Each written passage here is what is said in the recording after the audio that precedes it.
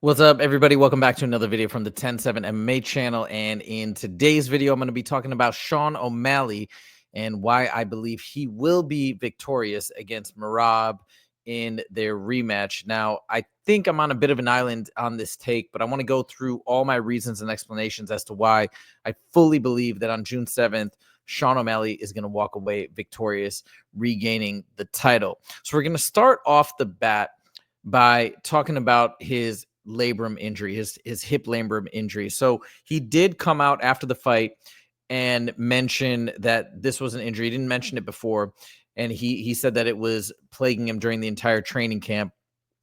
So I didn't know too much about what a torn labrum was and what were the impacts and effects of a torn labrum. So I wanted to first share this quick clip about the torn labrum to give you guys an idea of what this injury does to a fighter, especially a fighter like Sean, who's such a dynamic striker and kicker, and the type of effects that it could have had on his performance against Merab. So check this out.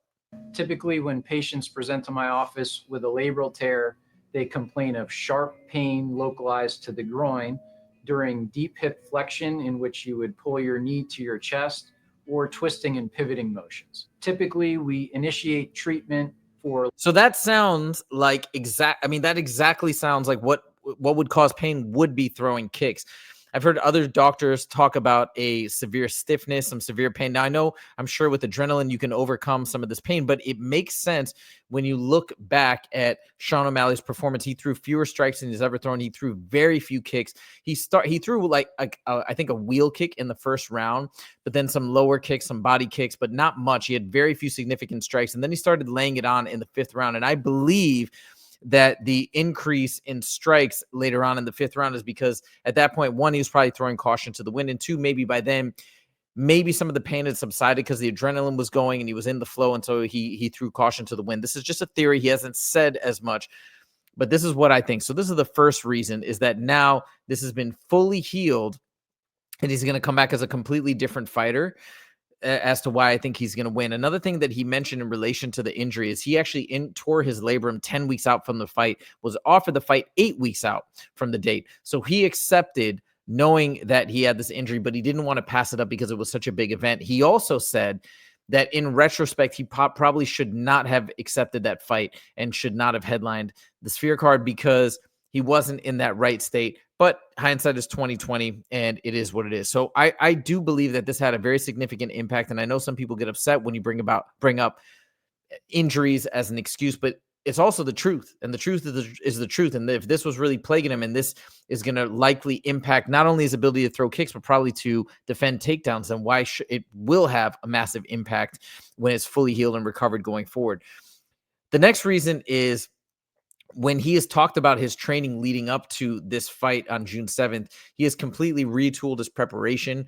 He has stopped a lot of his negative habits that may have gone against his preparation. So I think he's taken this super seriously. On top of that, we know that him and his coach, Tim Welch, they do anything and everything to make sure that they're training and recovering at the very, very max of their capabilities. And this also includes maximizing their sleep, maximizing the way they train, red light therapy. I've seen this entire blog or whatever, where Sean O'Malley goes through his entire routine in a day, and he's doing everything right, I feel like, in terms of mentally and physically preparing himself. So I actually think that this is going to go in Sean O'Malley's direction, and I think a lot of people are going to be surprised. I hope people don't think that I'm taking anything away from Merab. I just do think that Sean O'Malley is going to be able to replicate to some degree what happened against Aljamain Sterling. Now, some people call the stoppage against Aljo early.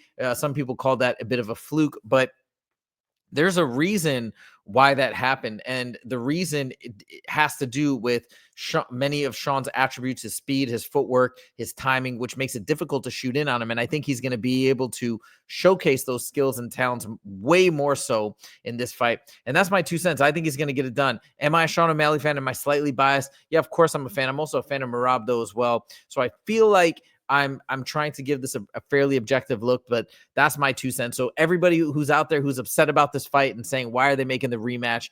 I think it's going to be well worth it. And I think Sean is going to prove a lot of folks wrong and prove himself right, that he can make this happen. Lastly, I do want to say, people are so upset. There's really only one other person that you could say would potentially be on equal footing in terms of getting that title shot, and that'd be Petr Yan. And Merab has fought both of these guys already, so I mean, I don't see that being such a much better suited opponent than Sean O'Malley. So I say, let's go. Sean O'Malley, massive star in the sport. Everybody wants to see him give it one more shot. I think he can get it done. I think he will get it done. Let me know what you guys think. Do you guys agree? Do you disagree? Do you think I'm way off base?